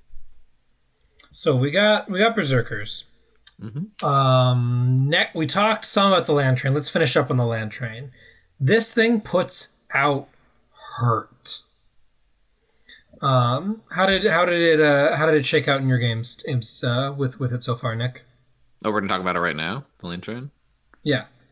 Okay, we're talking about more stuff, though, right? Yeah, for sure. There's tons of units. Is there more Berserker stuff you want to talk about? No. I thought you said we're going to finish up on the train. So I was like, oh. No. We already talked some of the train. I want to finish talking about the train. Yeah. And then we'll talk about other things. I didn't play. So I played 2 games. I played one as a Greater Thurian League list, which we'll talk about subfactions in a second, and which ones are cool. That had a ton of infantry. I didn't actually have a hecaton land fortress in there. I took 1 in this list because it was a good. I played Kronos, which is the melee subfaction into Lucas. So I only played 1. It's really strong. It's T8, 16 wounds, 2 up. Reduce AP by 1, can't reroll wounds or damage. And there were a few times Lucas was like, oh, I'd like to reroll this Melta or wound, or I'd like to reroll this, laser destructor wound. I'm like, you can't, dude. I'm sorry. I guess I just sit here. Yeah, It's tanky as all hell. It carries 12 guys. It ignores light cover for free. I wasn't playing it with any of the beam weapons. You can buy it anywhere between 2 to 4 beam weapons at the cost of 10 or 20 points. So you can make it 230, 240, or 250. I was just playing with the rail cannon, which, for those who don't know, squats or leagues of Votann have like 2 or 3 main new weapon types. One of them being beam, one of them being magna rail, and one of them being hunter. Well, we'll get to that in a second. Magna rail is just railguns. It just ignores invulns, except it's slightly better because on a unmodified wound roll of a 6, if the damage kills a model in your unit, it keeps spilling. And you might be like, well, you got to roll a 6 to wound. The judgment token, right? It says that if you cause a hit to auto wound with like via judgment, it is counted as a unmodified wound roll of 6 for all other rules. So if you have like 2 or 3 judgment on a unit and you roll, a 4 or 5 or 6 or whatever to auto hit, auto wound, you go, lol, this is also going to start spilling. So this one railgun that's really good at punching holes in vehicles is also pretty good at punching holes in your infantry squads. So that was pretty hype. I played the railgun, which, I've never played a railgun. It was very exciting. What else is to be clear, we're talking 2d3 plus 6 damage. Yeah, strength 14, AP 4. So at least... So if you have a blob of dudes and I put some judgment on them and I roll that 4, 5, 6 to hit, just pick up 10 of them on average. Seems good, dude. Yeah. The beamer is something a lot of people are excited about, and I guess we should talk about the beam weapons because this guy is the strongest beam weapon in the book. So if you've ever played against Mortarion or the Void Dragon, or I guess that weird Tau prototype system, you might have had your opponent explain that they get to like draw a line through your models and you just kind of look at them confused. And then they're like, all right, take 3 wounds on these 3 units. Now there's an army that does that with beam weapons. It's model per model basis, right? Like I take the closest point of my model to the closest point of your model that I'm shooting, and we draw a straight line. Any models that I clip in between enemy models that I'm eligible to shoot also will take I get to roll a wound against them equal to the amount of hits that I score against the enemy unit. So it's basically like I'm trying to hit that one unit. Anyone else in between, those hits count as hits against them as well. However, it is eligible targets, right? So like if I can't see guys I'm in between, like say there's a crate or a wall blocking and I'm shooting like a knight behind a wall, I wouldn't hit guys in between. If there's a character in the middle, I don't have, ignore lookout, sir, so I wouldn't be able to shoot the character. If there's guys locked in combat, I'm not eligible to shoot them because they're in combat. So this is a much more like well-written beam than the other beam weapons because all the current beam weapons let you do all that stuff. So at least they got that fixed before they pushed this codex out. And so this guy's beam weapon is, what is it called? It is the SP Heavy Conversion Beamer, 30-inch range. It's got 2 shots at 834. And if you're more than 15 inches away from the unit you're shooting, each hit scores an additional hit. So you can score anywhere from 2 to 4 hits with this thing. Very strong. And those will also hit anyone else in between. I know a lot of people are talking about, I haven't spammed these yet. Lucas and I are going to try. I wanted to try a melee one first because I wanted like a more fun, bloody game. I know a lot of people are talking about playing 3 of these in either Ymir, which is a sub-faction that makes them all have a 4-up invul and plus 4-inch range on their guns. Or I don't think a lot of people talked about this, but I looked at the Surtur sub-faction, which gives them your army all +1 toughness. So these are all T9 now, which sounds pretty funny. So 3 of those in one of those factions can really put out some hurt with the beams. Notable is the Ymir sub-faction has a 1 CP stratagem for against your target. Like you pretty much like pick a model in a unit and you pick 1 beam weapon they're equipped with, and every hit against your target scores a mortal wound. So my original target, if I hit twice, that counts as 4 hits, take 4 mortals. No one else gets it, right? Because it's not hits against everyone else. It's like roll wounds. So luckily you don't just get to do, 27 mortals in a line or whatever.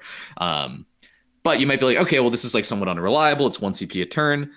There's a guy we'll talk about later, their Tech Marine equivalent, who is like the Iron Master, and you can upgrade him to a Forge Master. He can point at a core unit or a vehicle in the command phase and give him +1 to hit. So we can point at the Land Fortress and be like, you're hitting on 2s. And then every time you use that Ymir stratagem, he has a thing where once per battle round, he can reduce the cost of a warrior stratagem by like 1. And I think that's a warrior stratagem. So you can just be like 0 CP, do 4 mortals. Whoa. So that's the land fortress stuff. There's a lot more. I mean, this can carry what? We talked about, carry 12 guys. They're strong. Yeah, I've been talking a lot. What do you guys have to say about these land fortresses?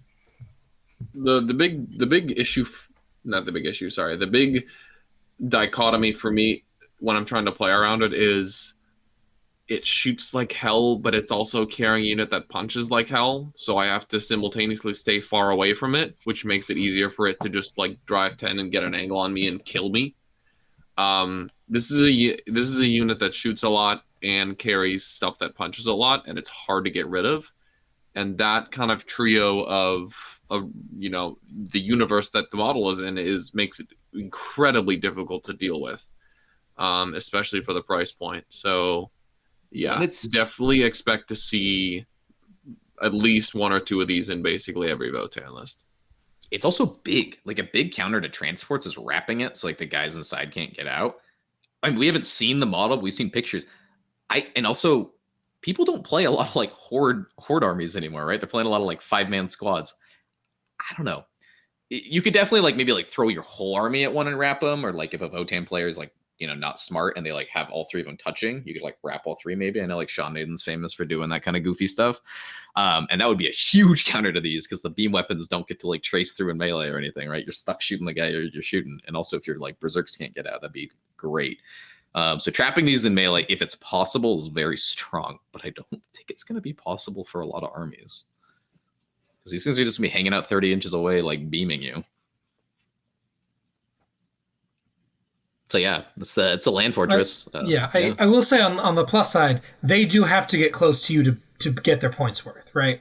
Because if you're going to have 10 berserkers, in a truck, and that truck's going to sit in your backfield, that's not going to get value out of those berserkers. They're in Ymir. That big beam is 34 inch range, and the little beams are 22. No, they'll shoot just fine. Yeah, but if they're going to be a transport full of melee dudes, but the melee dudes are just counterpunch. Like this thing just shoots you and goes, "Come to me to remove my tanks that are killing you," and then you come to them to remove the tanks that are killing you, and then like 20 idiots come out and kill you. I don't think I don't know. We need to test it. That's what Lucas and I are going to test in our next game. Is 3 of these things. My suspicion is that they want to be played further forward than that, but I could be totally wrong. So we'll see. We'll see how this shakes out. Because they are real big, I should caveat, if they are going to be, once you've dealt with the dudes inside somehow, they will be very easy to pin up against things. Mm-hmm. Being really awkward and clunky and not having a fallback over models mechanic, right? If you can force someone to decide about trying to desperate break out one of these things and just don't roll a 1 and lose your 230 point land fortress. 250 with all the beams. This thing could be 350 and it would still be great. I'm shocked at this price point. We'll see that. Okay.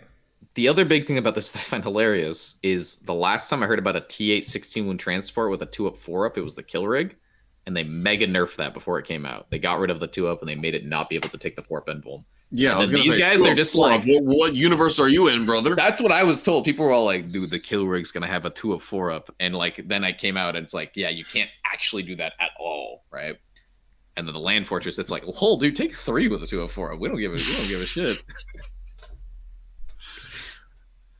Cool. Man, hilarious. We'll talk more about the Forge Masters because he's got one more dumb thing he can do with these. I guess talk about it right now. He goes right after the Land Fortress. Yeah. On the so the Forge Master, Tech Marine guy, he's got his like little buddies. You can upgrade him to the Forge Master. You can buy a Warlord trait for him. Once per battle round, when there's like a nearby vehicle within like 3 or 6 of you, you can take once it takes damage from a failed save, you can just go, yeah, that damage is 0. Make it 0. Someone's giant railgun gets through, you go, nah, that's 0. I don't like that. And then they go, well, at least it's hurt. And he goes, nah, I heal for flat 3 and my little assistants give me +1. So ding, ding, ding, heal 4. And they go, well, that one needs to be healed and that one's on 3. And then you go, 1 CP fight on full. Yeah, that's good. I don't know why they gave everything to these land fortresses, dude. It's so silly. It's a little egregious that the build is just going to be like 750 points of these. The fact that it's 750 points is what's absurd to me. Three of these things need to be at least 1,000 points, possibly more. If it was 900 points, I feel a little better, but goddamn, these bulls cheap. Yeah. It's chips. Perma-rotated hideable knight. Good. That goes 22 when it wants to. It doesn't shoot that if way, you're doing brother. that. I don't care. Like, I'm hiding every model in my army from, like, this is the thing that is scary about this army. This army will delete whatever it can see. The shooting is wildly powerful, especially with judgment. So you have to hide your entire army. So on the turn when your entire army is hidden, that land train is going 22. And the other ones are going 16. Pretty good. Right. Like, that is terrifying to me.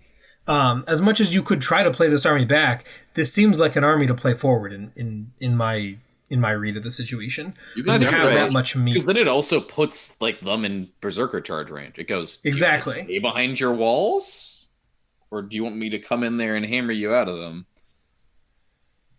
Yeah, I think you could play 3 in like any sub faction and be okay. Honestly, yes. I think I was saying to you guys earlier. I think that when you open a Votann list, it should auto-populate with 3 land fortresses. Yeah, they are wild. But we'll see how that plays out. Obviously, this book isn't even out yet, so we have no idea how it's going to shape the meta. There's also a balanced status light coming out in a couple of days, possibly, certainly within weeks. So who knows? But like, I think that if the Votann book were usable at Nova right now, it would win the Nova Open. I don't think there'd be a question about that. Yeah, on GW terrain, Necrons are a bit weak. Although but also, they're smashing like, Nova, so I don't know. Yeah. And my thought about that matchup, though, and I was talking about this in the Discord earlier, is like, Necrons are the table me by turn 3 or else I win army, and Squats seem like the army to table a bitch in 3. Yeah, that's true. Like, they say, oh, you're going to put everything out there on the table where I can see it and just see if I can blast it fast enough? Spoiler alert, I can. Well, I don't... Right? I think Necrons could kill the land fortresses all right until they play Ymir, and then they go, lol, we got 4 pinballs soon. Which I think is the sub-faction you're going to see the most of. Yeah. Also cool, you killed the fortresses. Here come all the berserkers to kill all of your Thrune models that have ever existed ever. Yeah. It's not good, dude. Yeah, Necrons have a lot of melee, not a lot of gun. Yeah. So they send in 6 Scorps, and they're like, you killed my 10 berserks, dude. Now you're dead. What if the Necron army is gonna shoot berserkers? But also, dead, like, isn't the Necron army, like, a great deal of your melee output is coming from full reroll to wound, right? Yeah, I don't think you have a problem killing this army in melee with Necrons. No. Nothing is Really? like tanky enough. The berserks you're just gonna cut through. Then they just sure, but they'll kill you on death. Yeah, that doesn't. Yeah, that's terrible. The Hearth can have 4 up armor. Like maybe the Hearth Guard, the Terminators, which we haven't talked about yet. Yeah, but they're somewhat tanky. I'm not as scared about them as I am about the berserks, though, dude. Dan Salmons, they are not the slowest army in 40k. This boat moves 22 inches. Their bikes move 24 inches. What are you smoking? Anyway. About the secondaries, though. Mm-hmm. Technically, the secondaries aren't Nephilim legal. yeah, they don't have secondaries. Also, for those of y'all, yeah. For those of y'all who are unfamiliar with the current secondary situation, the Nephilim book specifically says that that all codex and codex supplement secondaries are all illegal starting now. Right, and that doesn't specify ones that already came out or ones that are also printed in this book. They're just not allowed. And the squat secondaries are not in the Nephilim book, so they're not usable. We may get a day one FAQ about this. Day one FAQ, yeah. And we'll talk about them in a second. There's one very strong one after Lucas and I realized I was playing it incorrectly. And there's 2 pretty good ones and 1 kind of goofy one. So, yeah. Do we want to talk? Is there any other units? There's a few other really cool units in this book. Let's talk about the buggies. Oh, dude, it always returns to buggy. Always comes back to the buggies. 3 Ridge Runners, by the way, in that box of shame. But we'll turn them into so buggies, dude. The Votann buggies, man, this is a fun unit. I genuinely like if this were not in such a ludicrous codex, I'd such a cool bit of design space here. Here's the fun part, and then we'll talk about the stats. The buggies come in units of up to 2, and then they deploy and separate, right? They're not stuck as a unit. They deploy within 6, yeah. Yeah, they deploy within 6, point and on, then they take off. They're just they're like bye. Now they have their only transport capacity 6. They are transports though. Transport capacity only 5, not 6. Yeah, 5. Only transport capacity 5. But they have a special rule, which is that if you take a unit of 2 of them that'll be deployed together, you can take a 10-man unit and combat squad it and put half in each of the boats. Yep. Which is super cool. I love this as an idea. It's way more interesting than the way that Marines combat squad. It requires the whole unit to both be in halves of the boats. They deploy together. Very cool. That being said, the buggies are also properly undercosted and do other heinous amounts of damage. Yeah, they're 110 points for they have like a 6-shot mini autocannon and a 6-shot slightly stronger autocannon or a missile launcher, and then for 10 points you can give them 2 hunter killer missiles they can fire every turn or a beam laser gun. Yeah, for 20 points. These are also because 9 wound vehicles are better than 10 wound vehicles. They're zooming around at full effectiveness all game unless you kill them. Doesn't matter if they're at 9 or if they're at 1, which is big. Yep. And again, they're movement 12 of movement 18 auto advancing or 24 for a turn if they need to really get somewhere. Oh man. They're spicy little buggers. I quite like them. I think they'll look sick as well. And I hope that we get to see a bunch of those because a bunch of little squads of dudes in boats running around, always good 40k. That's I'm buying at least 2, dude. Or turning my old orc buggies into 2. One of those things. I'll buy 2. These models look sick. Yeah, they're worth shelling for. I really hope that there aren't the supply chain issues that we've seen with some other releases this year, and that people are actually able to get this army because a lot of people are going to want it. Yep. I have a sinking feeling that Land Fortress isn't showing up till Christmas, dude. Yeah, we'll see. It's like the last model usually is the big one to be. The last one to be released is usually the big one. All right, so we've talked about the characters, most of the characters at least. We've talked about the fortress. We've talked about the berserkers. I talked some about the bikes. We talked about the buggies. Let's talk about the dudes. What are just regular old troops like? Hearthkin. The Hearthkin Warriors, brother. Let's have Lucas talk about him. He played into 30 of them. What do you think of them, dude?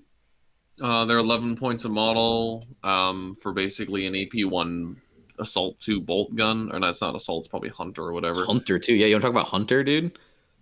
Hunter is a weapon that can't be advanced in. So it doesn't take this heavy penalty, but you can't advance and shoot it. Basically, is what it is. It's neither advanced assault nor heavy. Mm-hmm. So you can either have 2 shots at 4-1-1 with hunter, or you can have 1 shot at 5-2-2 that's like closer range. So, like, if you're playing the extra range sub-faction, there's some synergy there. They shoot okay. They can take some extra shooting weapons to shoot even better.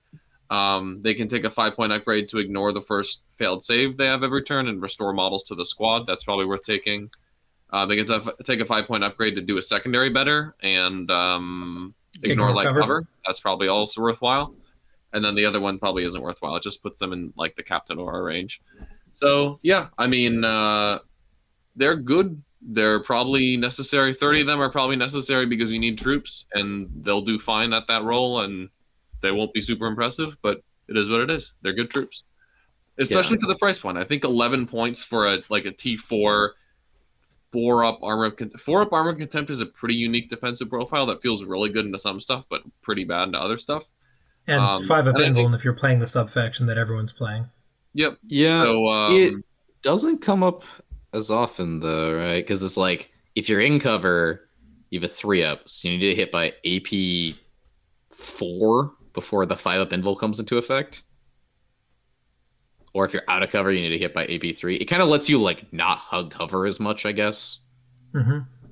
Yeah, the Ymir guys are a little more resilient. They're never gonna win any beauty contests in terms of like just damage dealing or resilience, but they're pretty good for the points cost on all accounts. I think they can do a lot of damage. I don't think you can make them super resilient. You can definitely spec these guys to a bunch of damage, though. Sure, if you want to spend a bunch of points on it, yeah. And I think we were talking about some builds, like you could definitely play like spam 10-man squads or like 2x10, 1x20 and throw all the big guns in there.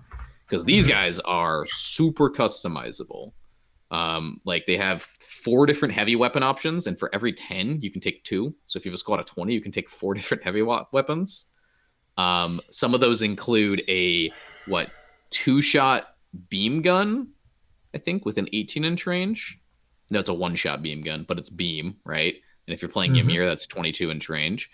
They also include a 24-inch range mini railgun, which, again, if you auto wound, that's going to spill at strength 9 AP4 D3 plus 3.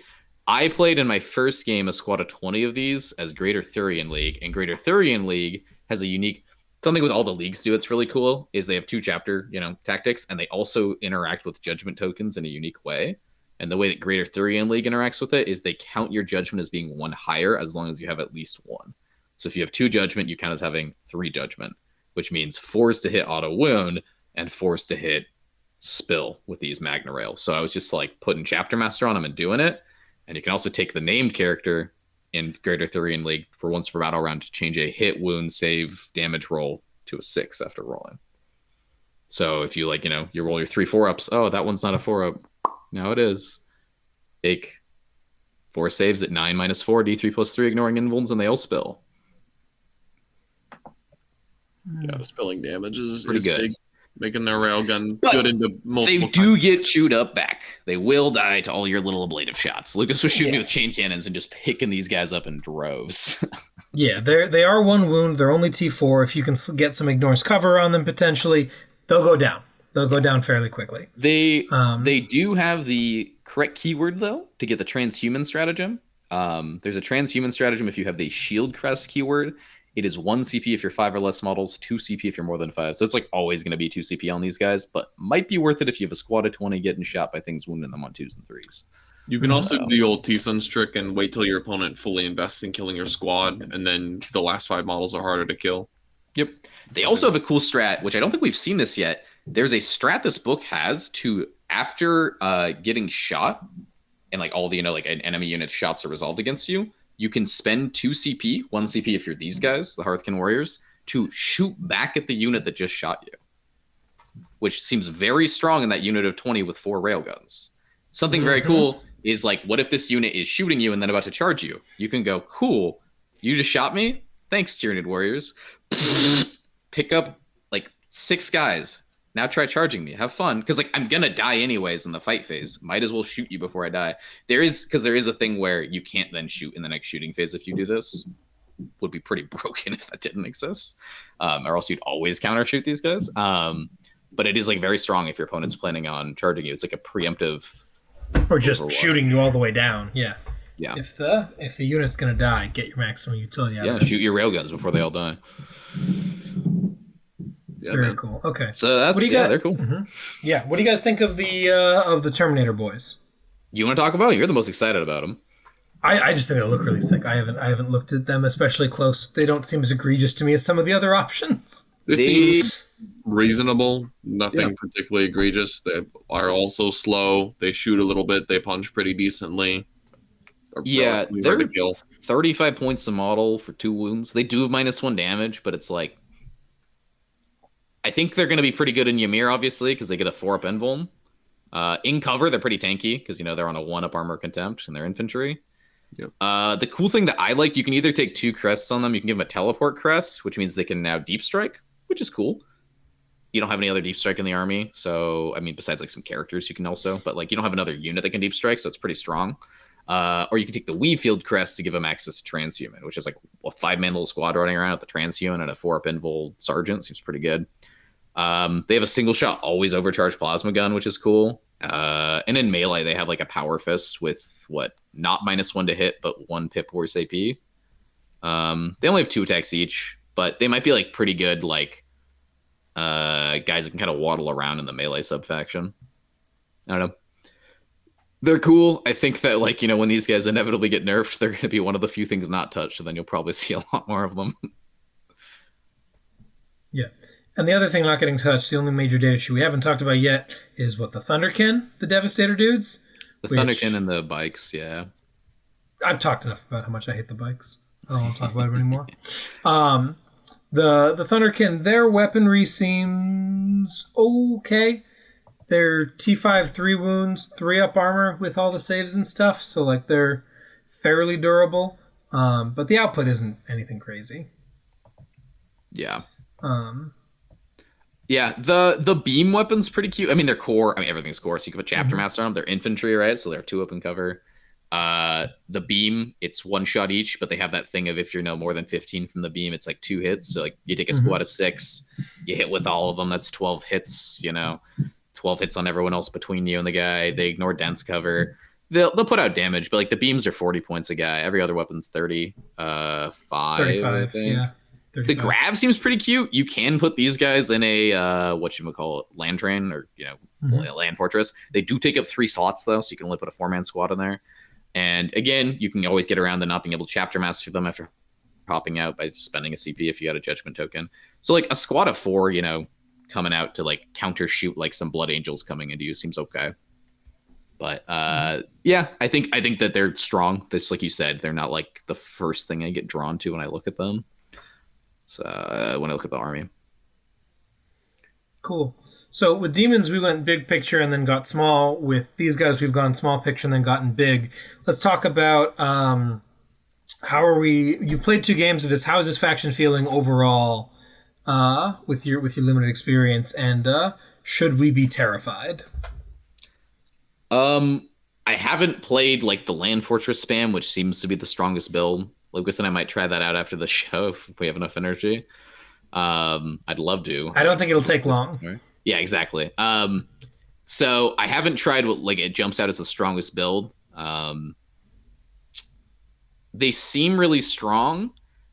Again, their speed is definitely like a weakness that I need to get used to. Everyone talks about how Necron's a slow army, but I've just been playing guys who move nothing like less than 10 inches for like a few months. And also I was playing Harlequins before that. I didn't move less than 22.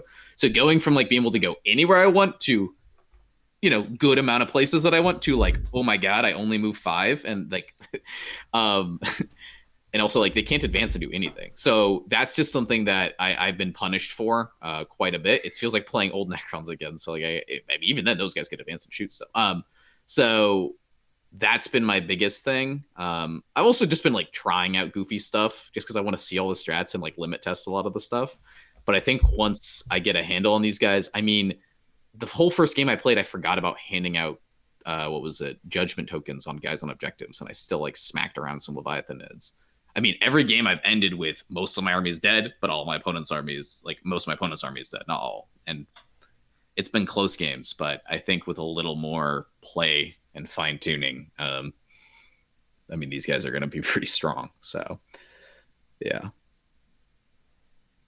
I don't know. It didn't feel egregious in our game, but again, we weren't playing the strongest build. What do you think, Lucas? Yeah, it didn't feel egregious, but we weren't spamming the stuff that really seems to be pushed. So we'll definitely kind of see over the course of the next couple days as folks start getting practice games how bad it seems to be. I definitely didn't feel like it was like our game was very close. It was like a 3-point game or whatever. So I think it ended up being like a little bit more, but yeah, it was less than 10. Once we realized that secondary was scored incorrectly, it was it was close, and I definitely felt like I was in it the whole time. But we'll see if that continues on as folks start really refining what's the most optimal way to build out a list. So yeah, cautiously optimistic for Votann to keep being fun is where I'm at, but we'll definitely see. Yeah, I think the really cool thing too is like all their sub factions are good. Obviously Ymir is kind of like plug and play, but again, it's like that 4-up invul doesn't matter until you get hit by AP4. So like I think that once people kind of like get their eyes drawn away from that, and maybe experiment with some of the other builds, we might see some builds that are maybe like slightly less face smashy, but have a little more tricks and they're a little cooler. So like I really like Kronos, the melee subfaction, like +1 strength, +1 attack on the charge. You can build a really funny smash character that I really enjoyed playing. So yeah, or even like the +1 toughness guys. The Greater Therian League seems to be like if you just want to like play Ultramarine equivalent, like just kind of. I mean, Ultramarines aren't really plug and play anymore. I guess it's Iron Hands, but they're just kind of like, hey, you thought Judgment was hard? Here you go. It's really easy now. Like, so yeah. And there's even one that's kind of janky. You know, it's got like a redeploy. It's like anti-psyker. You know, it's got weird Yanari mechanics, like kill your guys to get bonus to hit. Yeah, that's cool. It's cool to see not like play this. I mean, there is some of that, but it's not like play this, don't play anything else. You can still play the other stuff, and it's probably still going to be just fine. Yeah, I hope multiple sub-factions end up being viable. That was kind of the coolest part of, let's see, what have the recent codexes been? Demons and CSM. That was the coolest part about CSM for me, was just how many legions were viable. Obviously not all of them, but like Iron Warriors, Black Legion, Emperor's Children, Word Bearers all seem very... Creations of Bile. Creations all seem very solid. And it seems like Votann is the same way. There's at least 2 or 3 that are seriously viable, is what it seems like. Like compare that to like Necron's Sisters, Harlequins. Like all 3 of those had play this one sub-faction. If you play any other faction, you're trolling. Yep. That's very Snore. Yeah. Yep. So I do think there's going to be some feels bad stuff, obviously. Like when you look at someone and you go, oh, yeah, I rolled like 10 4s, those all wound. And they're like, or like beams. The first time someone gets hit by a beam and it's like, oh, I hit like, 4 units in your army with this one beam. It's like, yeah, we've talked in this show in the past about how when an army whose entire mechanic is how well can I roll 4+ gets good, it gets really scary. Like that was the problem with Custodians, was that their defense was I can roll too many 4s, and if Votann is my defense is I roll too many 4s and my offense is I roll too many 4s, like I think that is going to lead to some very negative player interactions, and I hope that I am wrong about that, but I can very easily envision a situation right now where I am very upset at someone for rolling too many 4s and my unit is gone. There's also a lot of that with Demons as well, which is a little bit of a bummer, where we're kind of at a situation where there's lots of like, you got to hit me on 4s, and if I'm Bellicor, you can't reroll, and you got to win me on 4s, and I'm saving on 4s. Let's see what side of the coin we're flipping here. And those situations often leave someone a little bit salty. Every day we inch closer to Sigmar's light, dude. I like with Demons at least that A, their plan is very telegraphed, and B, it involves getting up close and personal, right? They're going to see how many 4s they can roll, but I'm going to get to put everything into them that I possibly can to make them roll those 4s. With the leagues, I'm a little bit less convinced that that's going to be the case, but we'll see in practice how it ends up shaking out. Yep. Alrighty. Well, I guess the big question then, Nick, is you are obviously the Votann player among the group. I mean, look at you. Or do you think you'll be that you'll be taking up some grudges? I mean, yeah, dude. I've had a blast playing them these past 2 games, and I haven't even played the OP. Well, the Berserks are pretty OP, but yeah, I haven't played like the Land Fortress spam yet, and we'll see if that's fun or not. If that's like Mega Snore, maybe I won't play them. So, but then again, we'll see. Oh yeah, here we go. So, does anyone want to describe this, or do you guys want me to? I made it. It feels weird describing it.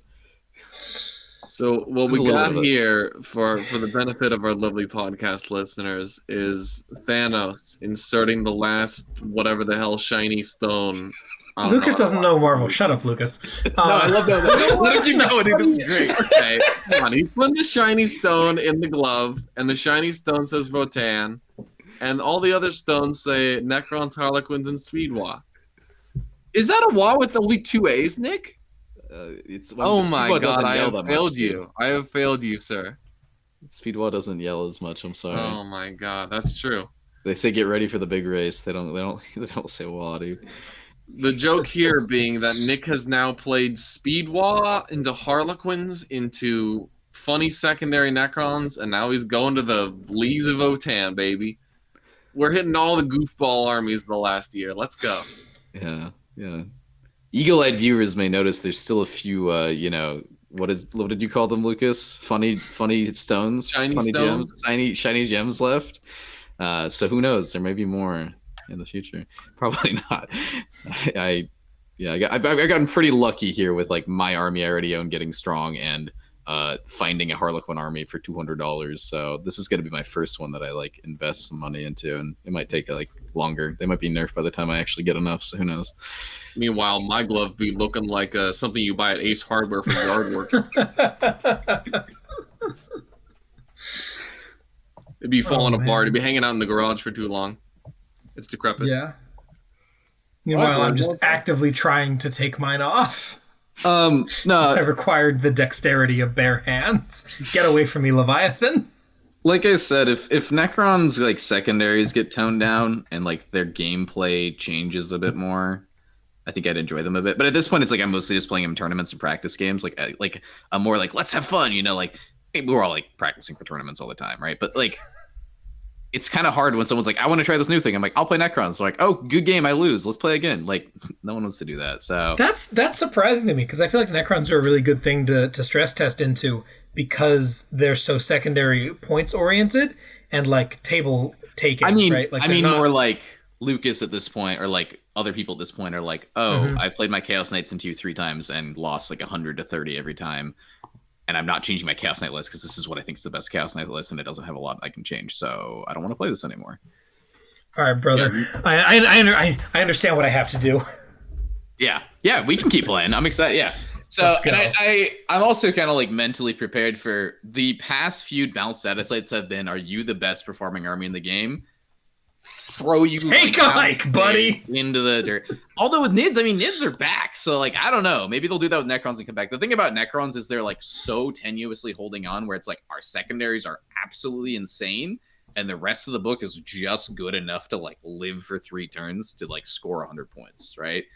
And it's like if they start like touching some of that stuff in that book, like that book only got good because they tinkered with it like 2 or 3 times.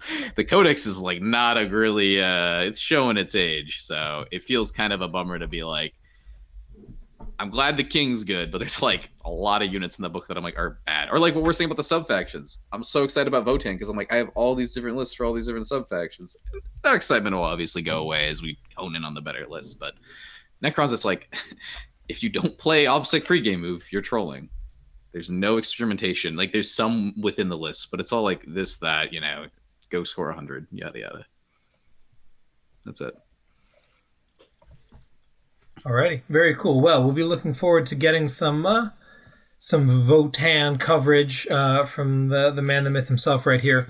Lucas and I, we will, the community will step in as necessary to make sure your army is on the table as quickly as possible so that we can get that content going on. Very excited, but yeah. So we'll be looking forward to our new, not so new overlords of diminished stature, to be politically correct. Yeah, looking forward to that. I believe that our next episode after this one is going to be in 2 weeks, recapping Harbor Heresy, which is our big GT. Might hit major status. We'll see. That's not a thing anymore. It's going to be a GT. We'll see how many people come. You should totally come if you're going to be in the Pac Northwest. That's going to be very exciting because we're all going to be there. Colin's going to be there. I think Mitch and Chuck are going to, at least Chuck is going to be there. Our boys are going to be there. I think Tanner Herbert might be making an appearance. Tanner Herbert may be making an appearance. That will be very exciting. We'll see what the crowd ends up being. I'm sure Noah was going to be there, or maybe he won't be because he's going to you got Teams. When is Teams, Nick? Is that the following weekend? Nah, it's 2 weekends after. Okay, sweet. 25th. Gotcha. Yeah. So I'll be giving some Teams coverage soon. The last hurrah of the Crons. Yeah, so look forward to seeing that. If a balanced data slate drops between now and our next episode, which is entirely possible given the way the scheduling works, we're going to jump in and some amount of people will be doing some coverage of that, so you may see us for that. We'll take a couple questions and then we'll wrap up for the week. Nick asks what you think of Jack Harpster's Nova list. Have you seen this list, Nick? I have very quickly glanced this. Let me glance at it again. I got it right now. Nice. It's pregame move all Obsec, Chronomancer with Veil, 5 Immortals with Tesla, a Reanimator, a Spider with a Gloom Prism. That's cool. You can see another Deny. A squad of 6 Locus with a Locus Heavy. Very good into Nids. An Outrider with 2 Plasma Sights. Let's go. A Technomancer, 2x6 Scorps. There we go. 3 Scarabs, 9 Scarabs, 9 Scarabs, 6 Ophidians, because it's an Outrider, right? So you need those fast attack slots. You can't take another Scorpic. 3 Tomb Blades, and the King. So notably, it's missing Catan. Yeah, no Catan. I do think it is a great call into Nids. I played into Levy Nids the other day, and the Catan, just like I thought, are absolutely god-awful into that army. They do 0 damage. They maybe kill like a guy with Sky of Falling Stars, and then they get ripped apart by anything in that army with Psychic, Shooting, Melee, Reaper. And also they walk up to a thing and they go, "What's up, warriors? I'm, the Shard of Death. Oh, I wound you on 4s. Never mind. One guy dies."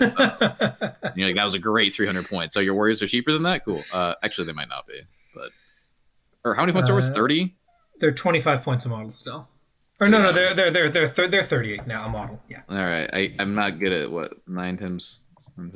That's 270. Right? Yeah. 270, yeah. And then it's the guys that are 30. They're 300. They're 300. No. It's 300 on the nose because the 3 venom cannons and the adrenal glands. Well, who's better, 9 warriors with all the upgrades or Void Dragon? Well, it's definitely the warriors. So, I've been hearing a lot of success from like Liam Hackett's WTC list with 6 Locusts and a Locust Heavy, and that squad just runs around basically just within 24 of the warriors standing in cover, right? With My Will Be Done and Chapter Master rerolls, and it spends 2 CP and Extermination protocols for reroll all wounds, which tears through the non-invul, non-feel, no pain warrior squad, because their strongest strength is transhuman, and you get to reroll. So if I can get that hobby this week, I might be bringing that. It's really at this point, it's like, do I bring Planes to counter Sisters and Eldar? Do I bring Locusts to counter Nids? And I think those are the 3 biggest threats for Necrons out there. I think Jack's kind of arrived at the same decision I have, where you might just be able to beat Sisters and Eldar without like the Planes. Without the Catan is interesting. I haven't tried that yet. But I don't know. I do think that you might be able to beat him still. And obviously he's been doing well. He's been playing a lot of mirror matches, which is interesting. So yeah.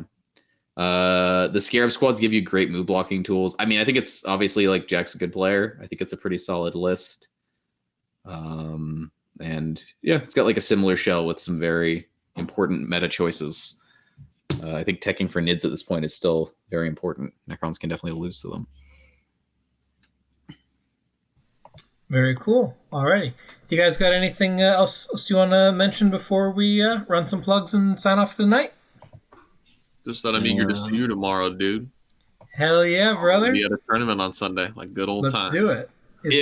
We got a nice new couch, so it'll be great. Yep. Guys gonna start filming on it? For you to sleep on, dude. You don't have to sleep on the old couch anymore. Oh, very nice. Looking forward to it. All right, cool. Well, if you've enjoyed this conversation and want to keep the conversation going, go ahead and head on over to patreon.com/bestintabletop. Join our Patreon-only Discord server where you can access the inner workings of our brains basically anytime, day or night.